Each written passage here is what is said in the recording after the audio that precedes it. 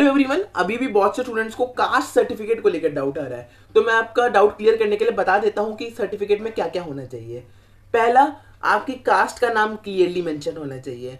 दूसरा, आपकी कास्ट कौन सी कैटेगरी को बिलोंग करती है, एससी, एसटी या ओबीसी, ये चीज बिल्कुल मेंशन होनी चाहिए। तीसरा, आपका प्लेस ऑफ रेजिडेंस, जिसमें आपकी डिस्ट्रिक्ट और स्टेट क्लियरली मेंशन होना चाहिए। चौथा, गवर्नमेंट ऑफ इंडिया के कौन से शेड्यूल के अंडर आपकी कास्ट को एससी, एसटी या ओबीसी की मान्यता मिली है, ये मेंशन होना चाहिए। इसके अलावा पांचवी बात यह है कि इनमें से ही किसी अथॉरिटी द्वारा आपका कास्ट सर्टिफिकेट इशू होना चाहिए। इसके अलावा कोई भी सर्टिफिकेट मान्य नहीं होगा। अब ओबीसी स्टूडेंट्स को दो और बातों का ख्याल रखना है। पहला ये कि ओबीसी की हर स्टेट की लिस्ट अलग होती है और सेंट्रल लिस्ट अलग होती है, तो आपको ये ख्याल रखना है कि आपकी जो पर्टिकुलर कास्ट है वो सेंट्रल लिस्ट के अंदर आती है।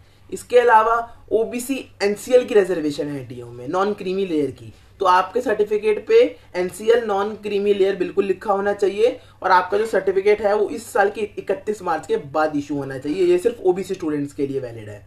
अब अगर अभी भी आपको ये डाउट है कि कास्ट सर्टिफिकेट में क्या क्या होना चाहिए, तो आप इस नंबर पे कांटेक्ट कर सकते हैं, हमें डीएम कर सकते हैं, हम आपको कास्ट सर्टिफिकेट का फॉर्मेट भेज देंगे। Thank you.